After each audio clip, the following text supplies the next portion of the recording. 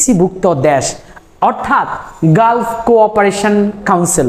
Gulf পৃথিবীর সবচেয়ে বৃহত্তম গালফ হচ্ছে মেক্সিকো গালফ, যেটাকে আমেরিকান গালফ বলা হয়ে থাকে। বর্তমান ডোনাল্ড ট্রাম্প আমেরিকা গালফ দিছে।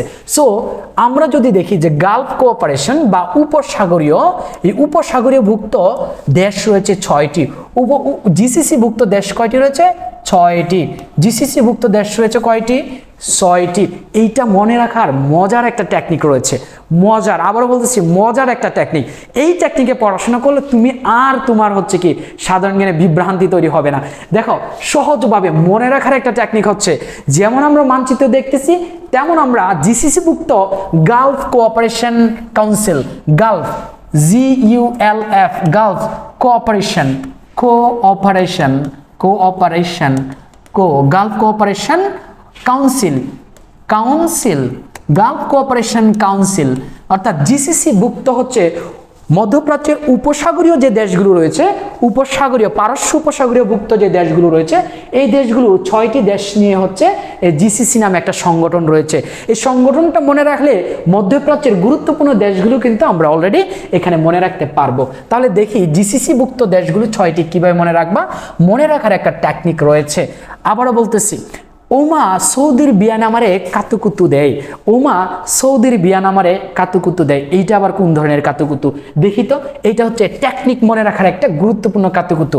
দেখো ওমা মানে হচ্ছে উমান, উমা মানে হচ্ছে ও না দিয়ে লিখতে পারো, ওমা মানে হচ্ছে কি উমান, উমান। সৌদির বিয়ান মানে সৌদি আরব, সৌদি আরব, ঠিক আছে, সৌদি আরব।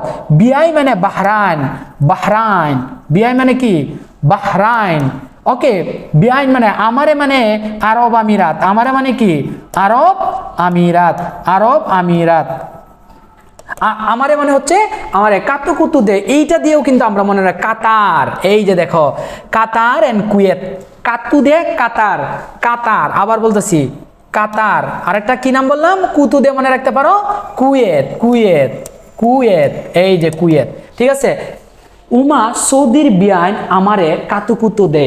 ওমা মানে ওমান, সৌদির মানে হচ্ছে সৌদি আরব, বিয়ান মানে বাহরাইন, আমারে মানে আরব আমিরাত, কাতু মানে কাতার, কুতু মানে হচ্ছে কুয়েত, আমারে কাতুকুতু দেয়। এই যে তোমার বিআইন তোমার যে কাতুকুতু দেয়, এটা দিয়ে মনে রাখতে পারবা জিসিসি ভুক্ত দেশ, পৃথিবীর উপসাগরীয় ভুক্ত যে 6টি দেশ রয়েছে, 6টি দেশ শিখলাম।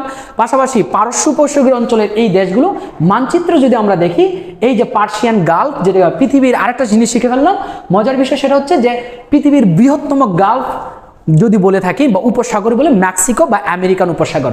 ওকে, এরপর যদি প্রশ্ন আসে বে হিসেবে পৃথিবীর বড় উপসাগরের নাম হচ্ছে বঙ্গোপসাগর, বঙ্গোপসাগর, বঙ্গোপসাগর বে হিসেবে, কিন্তু গালফ হিসেবে হচ্ছে মেক্সিকো বা আমেরিকান উপসাগর।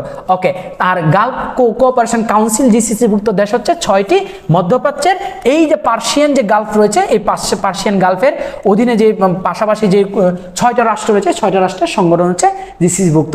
এইভাবে পড়লে আমাদের আর ভুল যাবে, আশা করি আর যাবে না, কোনো চিন্তা নাই। আমাদের মনে রাখার এই জিসিসি ভুক্ত দেশগুলোর আমরা সহজভাবে আমরা শিখতে পারবো, ঠিক কিনা? আশা করি তোমাদের খুবই খুবই ভালো লাগতেছে, তাই না? এইভাবে যদি আমরা শিখতে পারি, তাই না? আচ্ছা।